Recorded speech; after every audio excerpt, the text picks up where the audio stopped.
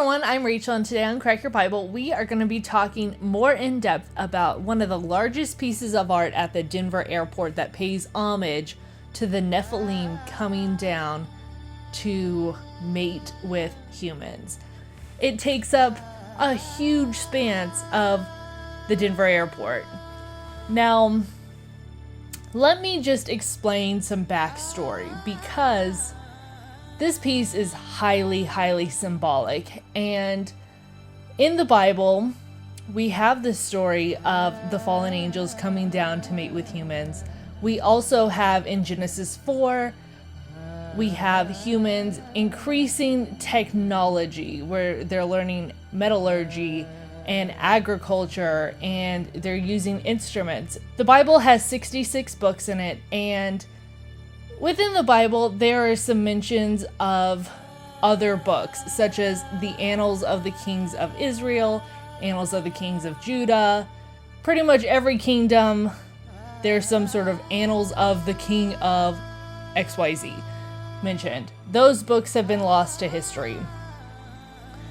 Also, there are a few books that are considered extra biblical texts that we don't have the original copies, so they're not included in the Bible. For example, the Book of Enoch is mentioned, but we don't know if the Book of Enoch that everybody touts today is the same Book of Enoch that is spoken about in the Bible. Those books aren't included, they're not considered biblical canon, and there is talk that these aren't necessarily the same books. So we have to treat them with a grain of salt, but that's not to say that other people don't believe in them. And I believe that the artist David Griggs is basing his work on the Book of Enoch, which expands upon what happens in Genesis 6. Let me just tell you the story about what is going on. I'm not going to quote verses because it is not biblical canon, but in the Book of Enoch, it expands on the fallen angels, the Watchers, coming down to Earth. The Watchers, these fallen angels, they have technology that humans don't have. So in Enoch, you have the Watchers. They are super attracted to human women, so they come down, they teach humans how to use all of this new technology, and they start mating with women, and it creates the giants. They start mating with animals, and it creates hybrids. What do you see in this art piece? It says that the installation celebrates travel and embraces transportation technology. It expresses the multiple dimensions of travel, embodying the evolution of transportation. So we're talking about multiple dimensions, which is a little strange. So you travel from the Earth, you're going to see a hanging satellite type piece.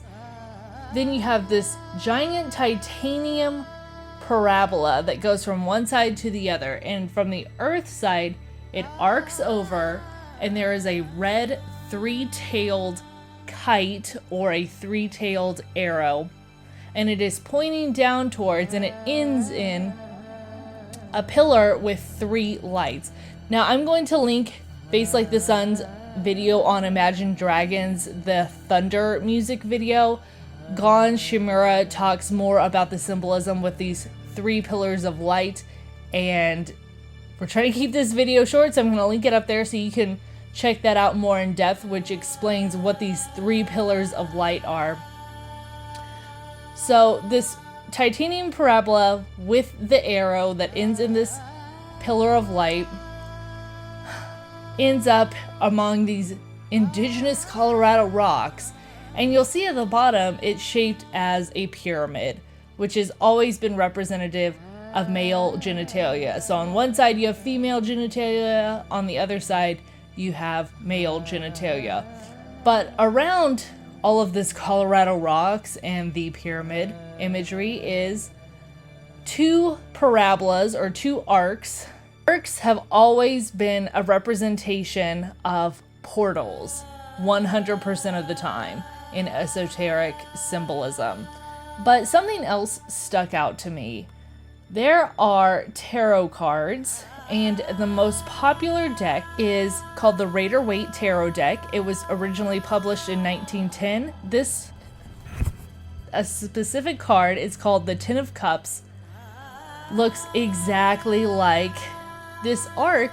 So you have a series of 10 cups arranged in a rainbow, being contemplated by a young couple, their arms raised in wonder. Nearby, 2 young children are seen playing. In other decks, the rainbow image is removed and the children are not evident, but in most cases, the cups are arranged upright and a young happy couple is pictured. The divinatory message is evident in this image in that it represents fortunate marriage, contentment of the heart, and the perfection of human love and friendship. Strange that this card, which represents a unity, a marriage, love, is shown with this arcing of 10 cups, which look like railroad ties. And you see the same imagery. So you have the Nephilim mating with humans, taking human wives, where you have a married couple coming together to perfect human love and friendship. Very strange. But there's something else really strange. Everything has symbolism.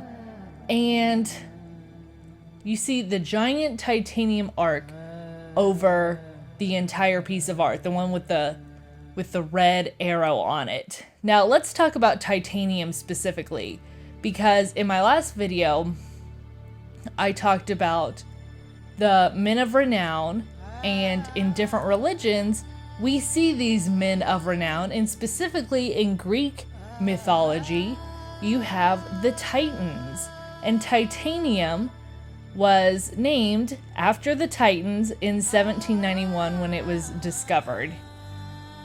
Now, titanium is a natural element and it's the 9th most common element on Earth. 9 is a super charged number in numerology, but let's just keep going. Whenever titanium's present, it's mixed with other things. So just like with the fallen angels, whenever they're around, you see that they are mixing with other things. And it says that titanium wasn't separated into pure metal until 1910. 1910 just so happens, maybe it's just a coincidence, when the Rider-Waite Tarot deck was originally published. What does titanium represent? In magic, titanium is considered a light, strong metal with low density, which seems home most in an oxygen-free environment, like space. It is a space metal, in other words, used for meditations, explorations, and invocations of stellar entities and interstellar communication. You have the Watchers outside of Earth looking down on humans, and they decide that they're going to take human women. So you have communications with interstellar or stellar beings, which is very strange, just the symbolism over and over and over again. Let's talk just a little bit more about the symbolism of the Earth side. You have the Earth, which is a tiled mosaic. The Earth is in the shape of a vesica Pisces, which is like an oval with 2 points on the end, and that has always been representative of the female genitalia, always in esoteric meaning. And you see that the Earth in this one does not have Antarctica. I'm not going to expound on that. Then over the top you have 4 protrusions. At the bottom you see a ring, a parabola cradling the Earth. So you have the Earth, the 4 protrusions, the ring at the bottom. It looks like an eyeball with eyelashes. All-seeing eye symbolism. You can take that as a circle when you have like the Earth and the parabola. And then you have the rocket coming out of it, or the kite, or the arrow, whatever you want to call it. Very reminiscent of an obelisk coming out of a circle. You see this symbolism everywhere in ancient art. You even see it at the Vatican. You have a solar wheel, and then you have an obelisk coming out of it. Again, representative of sex, and a union between male and female. You can also just take the parabola underneath the earth, where you have a crescent cradling a circle. You see this symbolism throughout ancient mythology, where you have the moon cradling the sun or a star or a circle. Again, that is symbolic of the moon and the sun, Sin and Shamath in Babylonian, coming together for sexual union. So no matter which way you look at it, you see sex between male and females in this piece of art. You see a more technologically advanced race coming down and meeting with the Iron Age people. And obviously, the artist was drawing on the Book of Enoch, an extra biblical text that is mentioned in the Bible. We just don't know if it is the same copy that we have today. Now, I know this has gone on super long, so we are going to talk some more on Monday about Genesis 6. I would like you guys to like, subscribe, and share, and tell me what you think about the Denver airport. I will talk to you later. Bye.